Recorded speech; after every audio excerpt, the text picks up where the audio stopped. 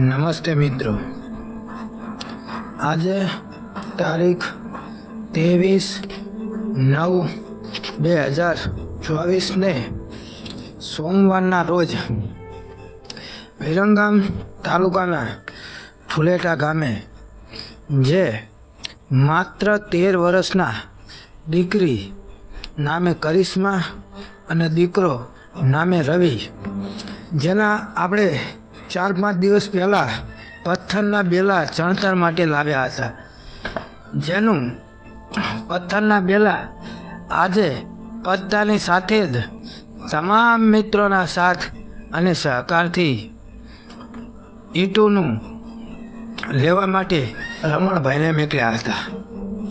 પરંતુ કહેવાય છે ને મિત્રો, જે હંમેશા સેવાના કાર્યની મદદરૂપ થાય એટલે એનું ફળ ભગવાન દ્વારા આપણને મળી જ રહે છે.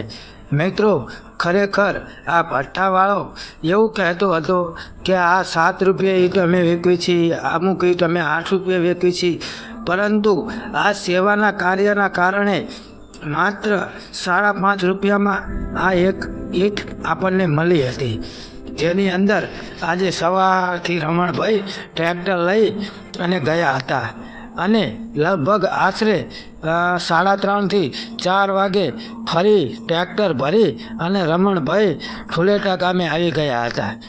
પરંતુ આ મિત્રો, તમને એક વાત એ પણ જણાવી દઉં કે જો આ સેવાના કાર્યો અમારા તમને પસંદ આવતા હોય તો આ ચેનલને સબસ્ક્રાઈબ તો જરૂર કરજો મિત્રો.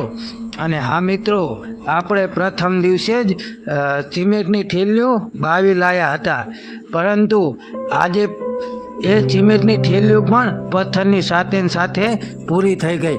પરંતુ મિત્રો, તમારા બધાના સાથ અને સહકારથી, તમામ મિત્રોના સાથ અને સહકારથી આજે ફરી વખત પણ આપણે 20 થેલીઓ સિમેન્ટની લાવ્યા છીએ અને 2000 ઈંટું આપણે લાવ્યા, જેમાં 11,000 રોકડા આપણે ઈંટુના ચૂક્યા. અને જ્યારે રમણભાઈ આ ઈંટું લઈને આવ્યા એટલે તરત જ તમામ મિત્રો આની અંદર સેવામાં લાગી ગયા.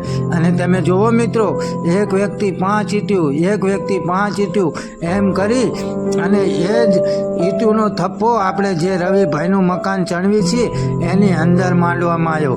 કારણ કે જો કદાચ સવારમાં આપણા એકડા 2 માણા કદાચ ઓછા હોય તો પણ આ કાર્ય ચાલુ રહે. એટલે હવે એમ માનો ને કે જેમ બને તેમ વહેલાસર આપણું આ મકાનનું કાર્ય પૂરું થશે. અને રઘુભાઈ તો સાથે આજે એમ પણ જણાવતા હતા કે હવે માત્ર 7 દિવસની અંદર આપણે રવિને અને કરિશ્માને આ મકાન પાછું પરત આપી દઈશું અને એમનું મકાન તૈયાર થઈ જશે. જો ખરેખર મિત્રો તમને આ સેવાનું કાર્ય પસંદ આવતું હોય તો આ ચેનલને સબસ્ક્રાઈબ તો જરૂર કરજો મિત્રો, જેથી કરી અમારો ઉત્સાહ પણ સેવા